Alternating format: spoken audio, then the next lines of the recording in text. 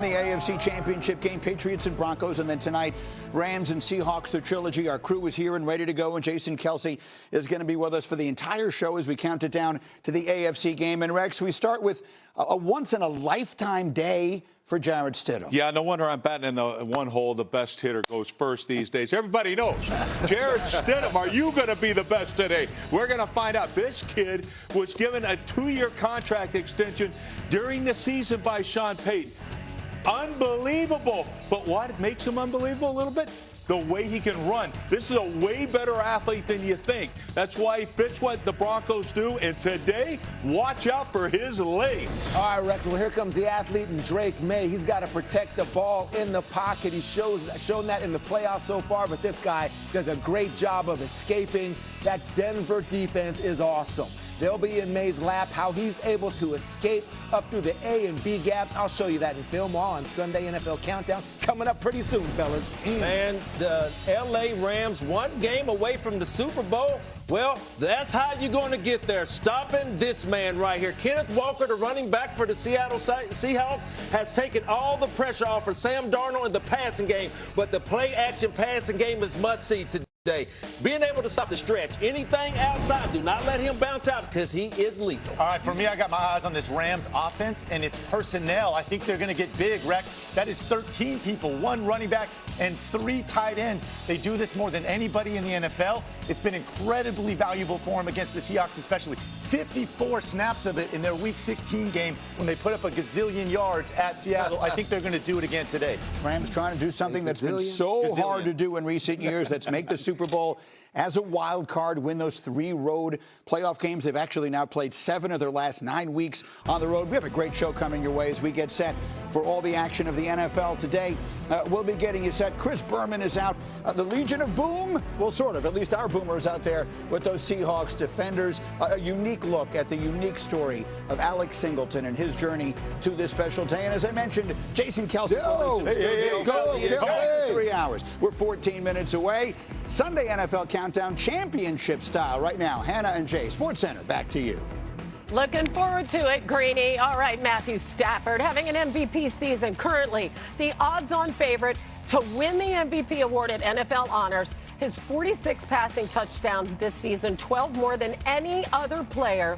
5th quarterback since the merger to have at least 12 more passing touchdowns than any other player, and 3 of the previous 4, not surprisingly, went on to win MVP. We are back with Kimberly Martin, and Stafford turns 38 on February 7th, the day before the Super Bowl, looking for his 2nd trip to the Super Bowl in 4 years. What's he saying about his motivation this time around, Kimberly? Yeah, a lot on the line for Matthew Stafford, Hannah. But when I spoke to Sean McVay, his head coach, about Stafford, he said, it's not just Stafford's body of work that gives me confidence in my quarterback. It's the fact that his quarterback consistently elevates those around him. McVay told me week in and week out, he does stuff that never ceases to amaze me. Now, this week, Stafford was asked about the big picture thoughts on this matchup against the Seahawks. Take a listen. Play this game for my family and for the people that have helped me get here and all of our teammates, but like the guys in that locker room that, you know, want that opportunity. I want that for them so bad. And so that's why I prepare. That's what I'm going to do, everything I possibly can to try and bring that to life for those guys. With a big challenge ahead of us, no question about it. But, you know, that's the special part about football. Such a great team sport, and just trying to do my part to bring that to life for those guys. Now, last week, McVay told me that last week he felt like Stafford was at his best when he needed to be against Chicago, and today he will have to do the same. We're going to talk about legacy a lot today when it comes to Matthew Stafford, but his tight end Colby Parkinson told me, honestly, I feel like he's a Hall of Famer already, but it wouldn't hurt to add another Super Bowl to his resume, so today we're going to do that. Yeah, to put that in perspective, he'd be just the 2nd quarterback in history to play 10 seasons with one team and then go to multiple Super Bowls with another team. I mean, the only other guy to do that was Peyton Manning, which, as you know, was a cool 10 years ago. Exactly. Kimberly Martin there in Seattle. We'll be back with you in a bit. Thanks. All right, Hannah, Herm Edwards back with us. All right, my man, what's going to be the biggest key for Matthew Stafford against that Seahawks defense? Very simple, clean pocket. If you allow him a clean pocket, he can throw the ball as good as anyone in the National Football League. This is why he's an MVP candidate, and he likes playing from the pocket. He doesn't want to move from that position. He surveys the field. He knows to go to his 1, 2, or 3 read, and he has some excellent players that play on the perimeter with Puka, Adams, Higbee, Parkinson, the tight ends. So he knows how to get the ball to players, and this is what he does best from the pocket. Okay, my friend. Thank you much. See you back after. Championship weekend on SportsCenter. Time now for the Alex Factor as we welcome in Alex Smith ahead of postseason NFL countdown. And we've been talking about it, the familiarity of these two opponents. Just put us in Matthew Stafford's cleats for a moment. What do you think is the biggest key for him and that offense facing this very difficult Seattle defense? Yeah, Hannah, I think the key for the Rams offense is really going to start up front, right? Obviously, Matthew Stafford, MVP candidate, has had a phenomenal year, and there will be a lot on his shoulders today. But for me in this Rams offense, it's got to start up front. This Seattle defensive line can absolutely wreck games. We saw him do it last week against the Niners when they took over that game. And again, I think it's important if you're this Rams offensive line, you've got to handle it early, right? We can't let Matthew Stafford get hit. We've got to be able to run the ball a little bit. Let's stay in third and shorts and manageables and give ourselves a chance, right? If all of a sudden they're getting home with the 4-man rush and Matthew Stafford is getting hit a lot, it's going to be a long day for the Rams. Yeah, meanwhile, on the other side, this AFC title game, it's just a wild story. We have Jarrett Stidham getting the start for the Broncos. 749 days since he last threw a pass in a game. All right, you're an NFL quarterback at the highest level. Walk me through the challenges that he's going to see today. Yeah, Hannah, this is so crazy. It's unprecedented. Listen, at the end of my career in Washington, I went 2 years in between starts. I was a 16-year veteran, and I was starting in a regular season game, and I was an emotional wreck. This kid has started 4 games in his career and now gets his next start in the AFC Championship. And listen, I think it's going to be so important, not just for Jarrett, but for Sean Payton and the rest of this Broncos offense to really get him in a rhythm and settle down, right? He's going to want to be jumping out of his skin, right? He hasn't played in a long time. There's going to be 1,000 different emotions running through his head. And so I think it's going to be important early to get this kid into a rhythm, get him some confidence so that he can just go play football. Well, he looked pretty confident in that walk-up video we just saw. You know, I love the cowboy hat. He's right there. Let's go, Broncos. Look good, feel good, play good, Hannah. There you go. And pay good, right? Yeah, that's right. If you look good, you feel good. You feel good, you play good. You play good, they pay good. Much more from Alex coming up on postseason NFL Countdown, top of the hour. Thanks, my friend. All right, Hannah, Drake May has the Patriots 1 win from the Super Bowl, but the road to Denver has been anything but easy for the MVP finalist. In his first career playoff game, May was sacked 5 times and fumbled twice in their wildcard matchup versus the Chargers. Last Sunday, he was sacked 5 times again while fumbling 4 times versus the Texans' #1 defense in the divisional round. He now sees a Broncos defense that sacked Bills QB Josh Allen 3 times last week. Allen also committed 4 of Buffalo's 5 turnovers. Let's go first on the field at Empower Field at Mile High. We have both Sal Paolantonio, who is covering the Broncos, and Dan Graziano, who is covering the Patriots. Beginning with you, Dan. Drake May has been sacked 10 times and fumbled 6 times in 2 playoff games. What's he saying about trying to fix these issues? Yeah, he's saying he's got to take better care of the ball, which is obvious. Well, obviously, when you see those numbers. But Drake May talked this week about having that internal timer, that internal clock in his head to remind him that he's holding the ball too long. Really tried to work on that in practice this week. Also working with offensive coordinator Josh McDaniels, kind of drilling down on what aspects of the overall operation have been going wrong that have contributed to these issues. The issues with giving up sacks, the issues with fumbling when he is sacked. Can we get the play in quicker? Can we do something different when we're at the line of scrimmage? So it's been a major focus of Patriots practice all week.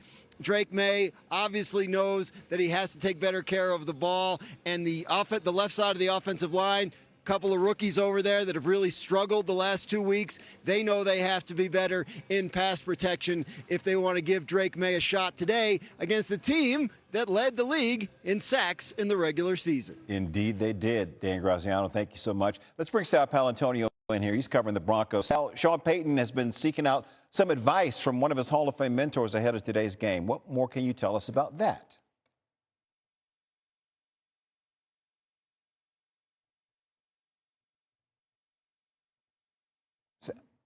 Oh, we seem to have lost Sal's audio. Okay, we're going to try and get Sal back in a bit. For now, Dan, Sal, thank you much. Let's send it back to Hannah. You're a pretty good lip reader normally, Jay, right? Yes, but that was a lot to ask. Okay, all right. Let's bring in Damian Woody and Herm Edwards. Okay, guys, one person we did hear was Sean Payton saying that he is not so much concerned about Jarrett Stidham. He's more worried about how everybody else is going to play. So, D. Woody, let's put the quarterback question aside. What is the biggest question you have with the Broncos coming into this AFC title game? Yeah, Hannah, I'm looking at the wide receiver group for the Denver Broncos. And we talked about in the last hit how the Patriots defense, they're very stingy against the run. They're going to stack it up because they want to come after Jarrett Stidham. And so this wide receiver group led by Courtland Sutton, how are they going to perform on the big stage? And we know that, going opposite Courtland Sutton is going to be, Gonzalez, the quarterback from the New England Patriots, and he's one of the best cornerbacks in the National Football League. Who is going to win at the wide receiver spot for the Denver Broncos? Because that's, to me, is going to be the determining factor in this game. All right, Herm, what about you? Biggest non-quarterback question you have with the Broncos? Well, players in general. Because you have this young quarterback playing, all of a sudden you get out of your comfort zone of trying to do things you're incapable of doing, right? And then this is when games get lost. All of a sudden you try to become someone you're not. We are good enough with this young quarterback playing. Just do your job. That's all you have to do. Don't try to be Superman. Just play as a unit, and we're going to be fine. We're playing at home. We've waited for this occasion. We have home field advantage. Be you. Don't try to be anybody else. That'll be good enough. Yeah, well, their head coach, Sean Payton, is going to have a very tight rein on this game. And, gentlemen, we do have Sal back, so I'm going to let the two of you go and get back to Sal. I think we fixed all the audio issues. So, Sal, Sean Payton's been seeking out some advice, we understand, from one of his mentors. What more can you tell us?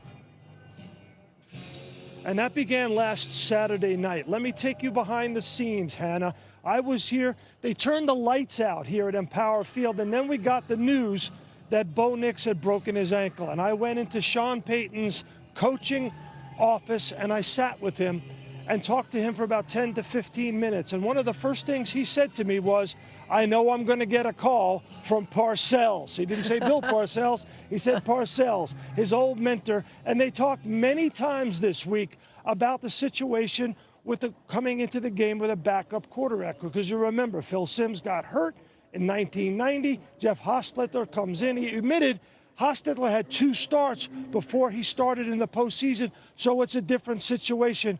But let's hear Sean Payton tell the story. And I told the team this. I said, I'm not worried about Steady in this game. I'm worried about everyone else, all right, and how we play. And that really is the truth. And that's exactly what Bill Parcells told his Giants team back in the day. He said, I'm not worried about Jeff Hostetler. That was the message that Parcells gave to Sean Payton. And that has carried forward. That's been the message around this football team all week long. You guys do your job. Let Jarrett Stidham do his job. And by the way, I didn't know if you knew this, Hannah, but we're not at Empower Field here at Mile High in Denver. This morning, we are in Stiddy City. I love it. I absolutely love it. You knew I would have a T-shirt for you, Hannah, this morning. If it was Championship Sunday and you didn't come with a prop, that would be the biggest upset of the day. I love it. Sal Paolantonio, thank you. We'll see you back with more on the Broncos defense. In the meantime, back to Jay. All right, Hannah, sports betting analyst Aaron Dolan and Joe Fortenbaugh are joining us now. Aaron, I want to start with you. What is your favorite game pick for today, either spread or total? I'm looking at Denver in the first half, plus 2.5. And hear me out on this one. I know it's a hard one to stomach, but if the Denver Broncos are going to do anything in this game, I do expect it to be in the first half. And this comes down to their defense. Their defense on the season, including the postseason, have held opponents to the 3rd fewest points. They're top 10 against the pass, top 10 against the run. I expect the Broncos to try to slow this game down. And we've seen in the postseason so far, they have been able to outscore opponents in the first half of games. But I understand Stidham is under center, but at the same time, this is not a game same time suddenly change of quarterback. Instead, this is something that they've had a week to prepare for. So I do like Denver in the first half plus 2.5. Wild, considering New England's the best first half team in the NFL, but I do agree. I'd play the first quarter as well. I think you could put a couple wrinkles in that the Patriots might not be prepared for. Let's go to the afternoon game, or I should say the night game. Seahawks, anything inside of 3 is a bet. Right now we're currently minus 2.5. 2 key reasons here. One, look at the Ram defense and the way they've fallen off since week 13. 22nd or worse in the NFL in scoring defense, efficiency, and EPA. Last week against the Bears, don't look at the 17 points they gave up. Look at the 417 total yards they gave up. Chicago's inability to convert on 4th and 1 was what killed them throughout that game. Problem number 2, 7th road game in 9 weeks for the Rams. We've only seen that scenario one other time since 1985. It was in 2021 when the Niners went on the road in the NFC Championship game against the Rams. Lost that game, Jay Harris. All right, Joe, let's stick with you. What's your favorite player prop for today? This is going to be a sweat. It's Sam Darnold, Seahawks quarterback, under on his rushing prop, 5.5 yards. 0 rushing attempts last week against Niners. Some might say it was because it's a blowout. Others might say he is battling that oblique injury. And with Zach Charbonnet out for the season, how much does Darnold want to risk running in this game? He's really only cleared this mark in 9 of 18 games this season, so he's not much of a rusher. Rams, 7th fewest rushing yards allowed to opposing quarterbacks. And keep in mind, if the Seahawks are winning late, like I believe they will be, we could get some kneel downs here, which results in some negative yardage, which could take some earlier rushes off the deck. Joe, I like that one. I'm also looking at a quarterback prop. How about Drake May to go over 6.5 rushing attempts? You know it's the postseason. I was going to give at least one quarterback with his rush attempts. And he's averaging 7 rushing attempts for this season. And it's not just that. The Broncos are not good at defending mobile quarterbacks. And this is a must-win game. We saw last week when they played against the Buffalo Bills. Josh Allen finished with 12 carries. Even Trevor Lawrence the week before had 6 carries. But he doesn't even run as much as a guy like Drake May will. And kneel downs also count for this at the end of the game. So I like New England to win this one. So this might cash in the last minute or 2. So give me Drake May over 6.5 rushing attempts. All right, Aaron, thank you. Joe, thank you. The weather's been a concern everywhere. For more on the weather in both Denver and Seattle, here's Good Morning America Media.